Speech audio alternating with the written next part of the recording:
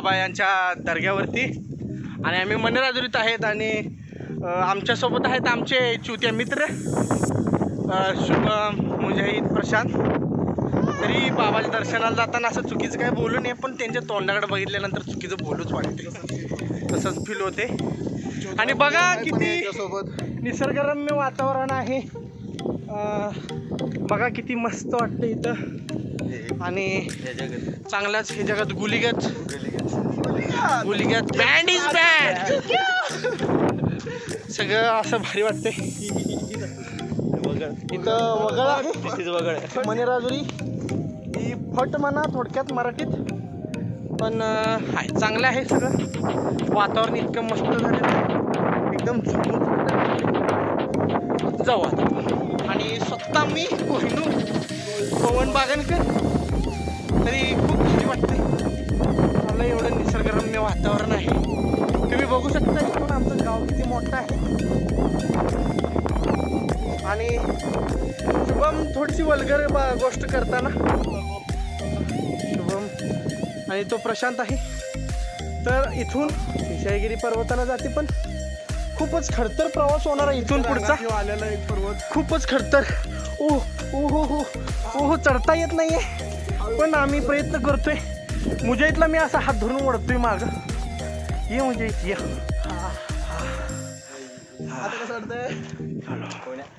आणि आता ते वरती जाताना जास्त आपण कसं व्हिडिओ मध्ये ऍक्टिव्ह दिसावं हे यांचा प्रयत्न करताना चढताना प्रशांत पवार आणि जोरणारे आणि शुभम त्यांच्या माग चढताना.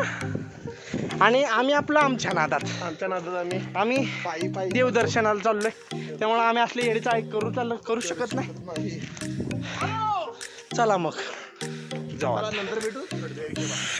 आहे सगळं एक नंबर आहे. आम्ही थोडं दमलेला विसावा घेतो, थोडं पाणी पितो. इथं नैसर्गिक पाण्याचा प्रशांत जरा येडे गांधीची असताना हे दगड रस्त्याला आपल्या मनेराजुरी ग्रामात भरपूर असं त्रास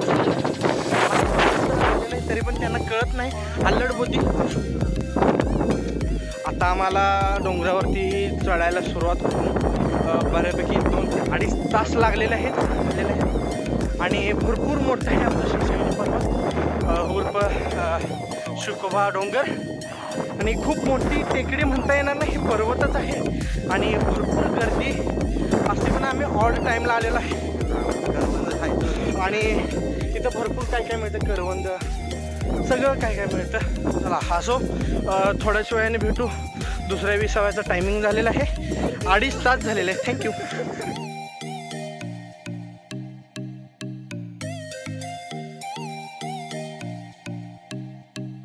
हा आहे आपल्या मंदिराला जाण्याच्या रस्त्याचा शेवटचा टप्पा, शुकोबा मंदिर देवस्थान दर्गा कमिटी. ते पण आपल्या सोबत आहेत, पैलवान मुजाहिद ते इकडं आहेत.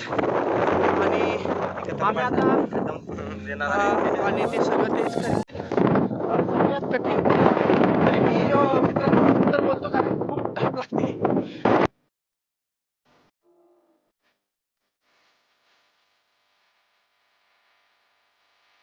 तर हे आहे डोंगरावरील नैसर्गिक तळे. डोंगरावरील सर्व प्राणी इथंच येऊन पाणी पितात.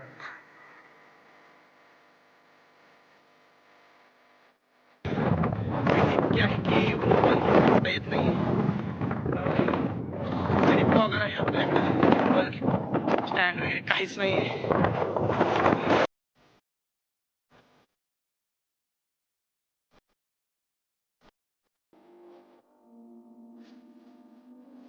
करवंदाचे झाड आणि भरपूर इथं करवंदाला पण पोरं काही ठेवत नाही. शेवटचा पाडा आलेला आहे. अरे देवापाशी आलेला आहे आपण. थोडी भाषा वल्गर तुमची बंद करा, सभ्य घरातील लोक आहे आपण. चला फायनली आपण आलेलो आहोत. हे आहे मंदिर आणि खूप भारी मंदिर आहे, निसर्गरम्य वातावरण. चला तर मग दर्शनानंतर भेटू आपण. नो पहिल्यांदा सॉरी बोलतो, कारण काही तांत्रिक अडचणीमुळे तुम्हाला व्हिडिओ मी कंटिन्यू करू शकलो नाही. पण आता आम्ही पोचलोय शेख फरदीन बाबा यांच्या दर्ग्यावरती. खूप प्रसन्न वाटते, एकदम स्पिरिच्युअल अशी अनुभूती येते. खूप भारी वाटते. पूर्ण घामाने भिजलेला आहे, तरी पण इथं आल्यानंतर पूर्ण मुलीवर हे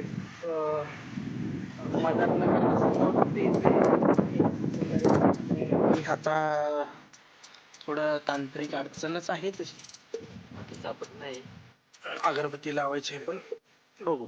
सगळं धार्मिक कार्यक्रम आवरलेला आहे, तरी थोडं नवसाचं काय असेल तर पुजारी आहेत प्रशांत सोबत, काही लग्नाचं काही असेल तर ते गुलाब 2 मिनिटात काढता येतो. नवसाला पावणारा शेखफरदीन बाबा आमचा, नवसाला पावणारा शेखफरदीन बाबा आमचा, आणि काम होणार चांगलं तुमचा. बाबा येईल आपल्या घरी. पुजाऱ्यांना मदत करा, पुजाऱ्यांना मदत करा. पुजाऱ्यांच्या घराचा कलर राहिलेला आहे बहुतेक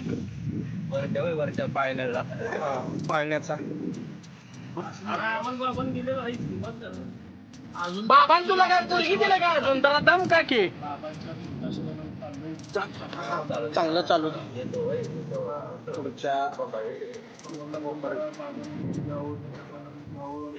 तर मुजावर शून्यात जाताना त्यांना विचार कुठला तरी पडलेला आहे.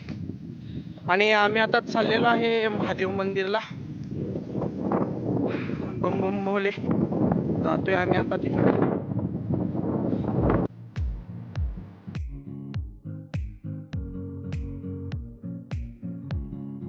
आम्ही आता येत आहे महादेव मंदिरापाशी डोंगरावरच्या.